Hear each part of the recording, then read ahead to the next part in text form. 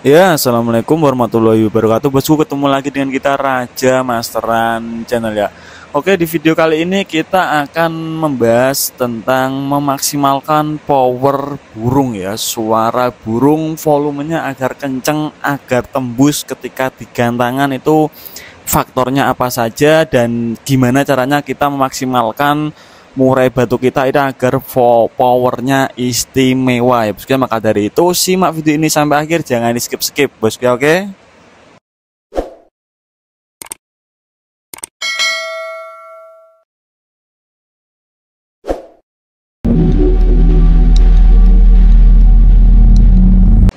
Nah, ketika kita membahas masalah power atau volume suara suatu murai batu ya, pada khususnya ya sebenarnya umum sih pada kicauan, pada burung kicauan lainnya, tetapi kita kali ini bahasnya khusus masalah murai batu ya. Ketika kita membahas tentang power, tentang volume suara, itu pasti nanti banyak yang timbul perdebatan ya bos ya. Kalau ada yang bilang power itu sudah karakter burung, sudah terah genetik turunan dari indukan. Oke, itu juga bisa diterima, tapi juga ada sebagian orang yang beranggapan bahwa power itu bisa dimaksimalkan dari rawatan, dari settingan ya, dari kita cermat-cermat mengamati gerak-gerik burung kita supaya lebih maksimal. Itu juga bisa diterima ya bos ya. Nah, yang kita bahas kali ini bukan untuk berdebat masalah dua hal itu, tetapi kita yang membahasnya itu masalah memaksimalkan potensi burung kita, utamanya masalah power dan volume ya. Oke. Yang pertama kita bahas power itu akan maksimal ketika satu ya, banyak faktor kita bahas satu-satu. Power akan maksimal ketika satu, yang pertama itu burung ada tenaga ya. Nggak mungkin burung nggak ada tenaga bisa power maksimal ya. Dia itu berteriak pakai apa, kan pakai tenaga. Nah, gimana supaya burung kita ini ada tenaganya ya? Banyak metodenya sudah kita bahas di YouTube juga, sudah banyak video kita buat, bahkan di channel lain juga banyak yang sudah membahas hal ini, masalah membentuk tenaga burung. Yang pertama bisa melakukan terapi umbar ya.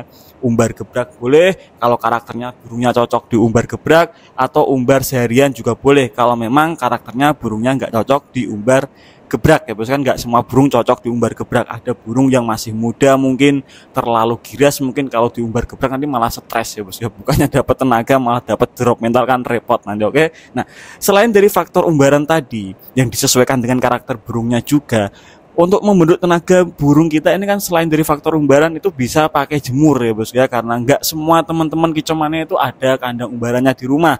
Kalau kita nggak ada kandang umbaran, kita bisa ngelatih tenaga burung atau memforsir tenaga burung supaya tenaganya mumpuni, itu bisa pakai jemur ya bos ya.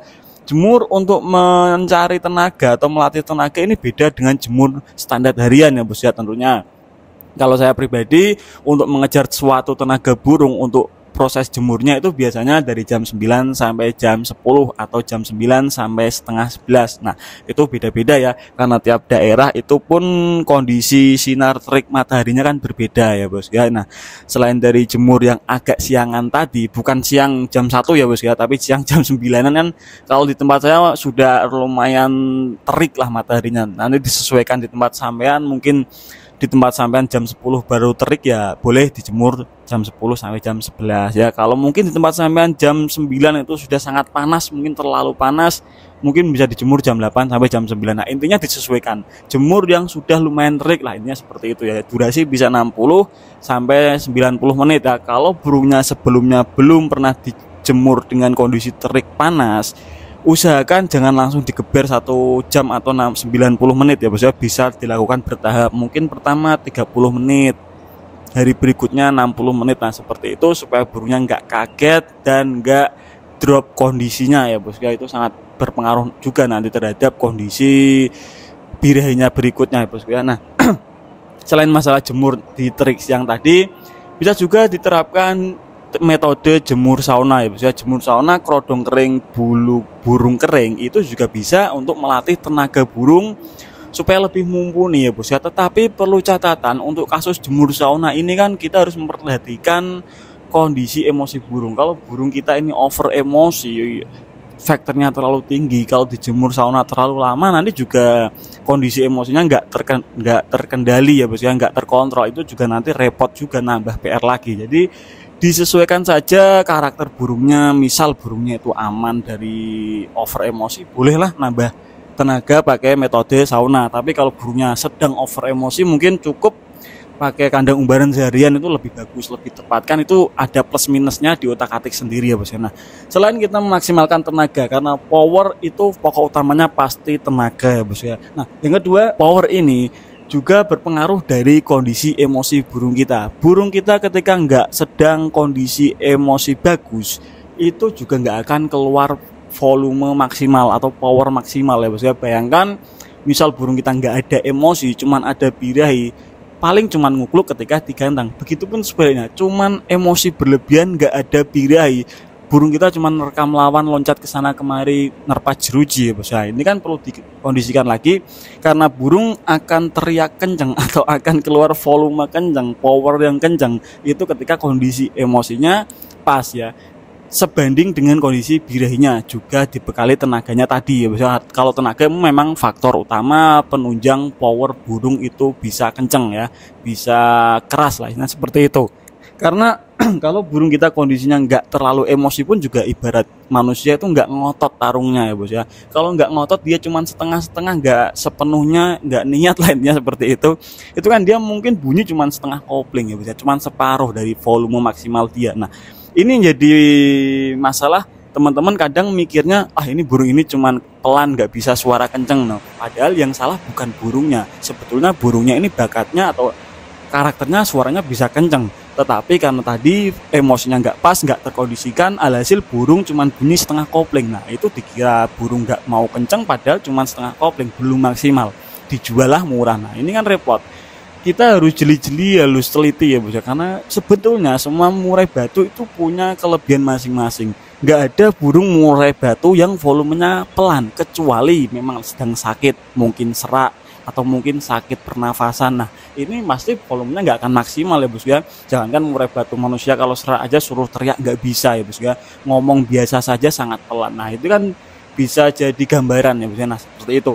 Selain tenaga, emosi birahi. Nah, apa hubungannya mas birahi sama power? Ini sangat berpengaruh ya bos ya. Nggak menutup kemungkinan birahi burung ketika dia kondisinya terlalu tinggi, ini burung cenderung ngerayu ya bos ya. Bukan tarung karena dia marah, ibaratnya seperti itu, tapi tarung karena dia itu pengen kawin. Birahi kan dia lirih suaranya. Nah, ini yang menjadi banyak PR teman-teman yang punya gacuan burung sujud ya. Burung sujud kalau birahinya nggak terkondisikan, nggak bakal keluar volumenya ya bos ya. Karena apa? Ketika birahi burung itu terlalu tinggi, burung cuman sujud-sujud saja, volumenya lirih, suaranya ibaratnya itu nggak jelas, materinya nggak jelas, nggak kedengeran ya bos ya. Itu cuman ngerayu-ngerayu, dikira depannya itu betina. Karena apa? Kondisi birahinya terlalu tinggi tadi. Kemarin juga sempat ramai perdebatan burung sujud itu sebenarnya burung yang memang sengaja disetting tinggi agar birahi dan ngerayu. Saya bantah kalau hal itu ya bos ya, kita nggak setuju. Karena apa?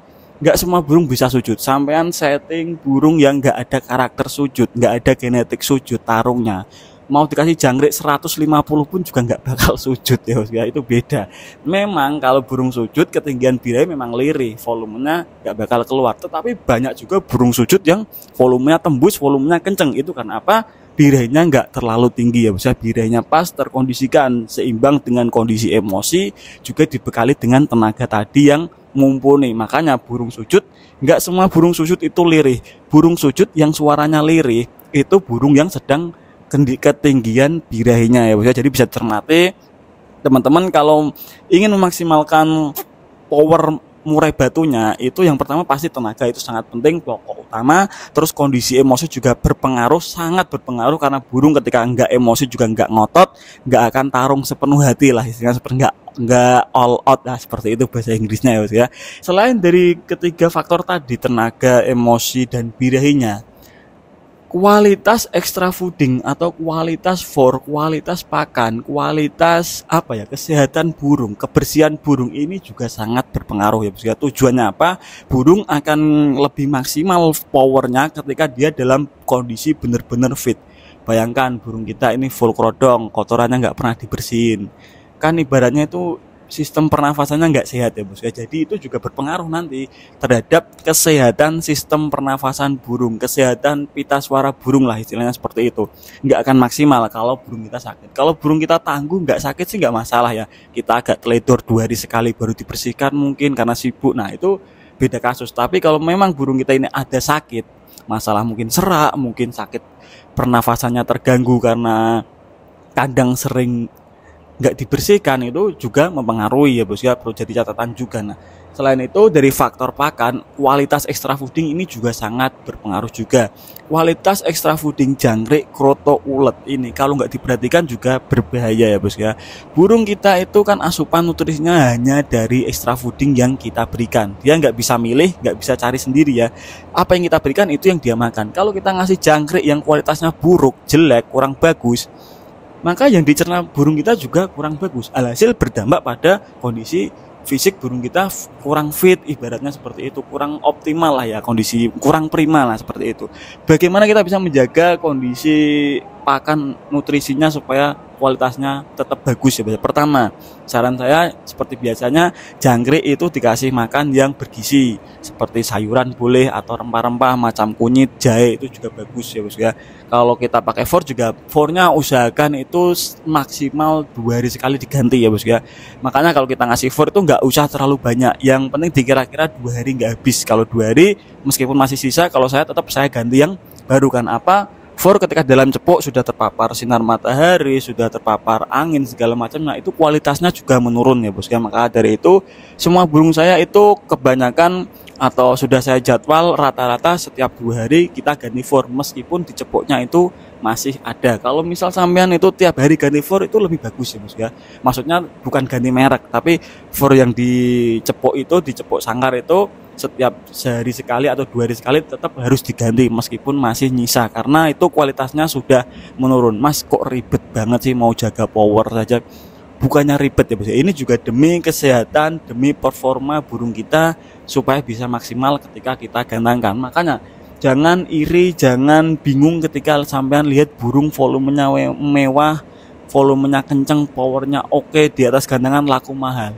Sampean coba tanya itu rawatannya sedetail apa, rawatannya seperfect apa, itu pasti nggak ada hal yang disepelekan ya bos ya, seperti kebersihan sangkar, kualitas pakan, terus kondisi tenaganya juga dilatih, birahi emosinya dikondisikan. Makanya burung tersebut mampu tampil maksimal dengan power yang sangat menggelegar seperti itu, sangat seperti petir lah seperti itu ya bos. Nah maka dari itu teman-teman, itu sebenarnya nggak semua burung itu bisa kenceng memang, karena ada beberapa tipikal karakter burung memang volumenya nggak bisa kenceng, tapi seminimal-minimalnya itu tetap kenceng lah ya bos ya. Kalau posisi burung ngotot, ada tenaga, birahinya pas, juga kondisinya prima, pasti burung tersebut volumenya kenceng, nggak bakal pelan ya bos ya, kecuali sakit tadi. Kalau genetik itu juga berpengaruh, itu juga berpengaruh terhadap karakter anakan yang diturunkan ke indukan yang volumenya kenceng. Karakter pita suaranya kan turunannya dari indukan ya, bukan dari tetangga sebelah kan ya, bener juga. Tetapi itu kan yang kita bahas tadi, memaksimalkan power burung kita supaya maksimal ya, biar bisa bersaing dengan burung lain yang powernya itu kencang-kencang ya. Jadi nggak semua burung itu hanya faktor genetik saja, rawatan juga sangat menunjang ya bos ya.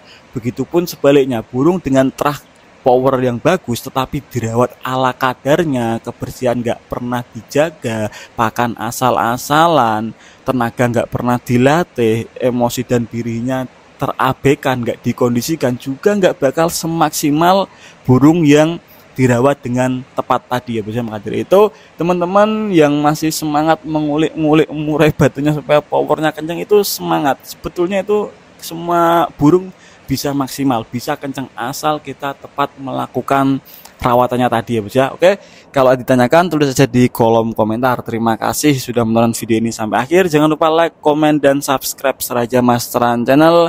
Saya Raja Masteran Channel undur diri. Wassalamualaikum warahmatullahi wabarakatuh bosku.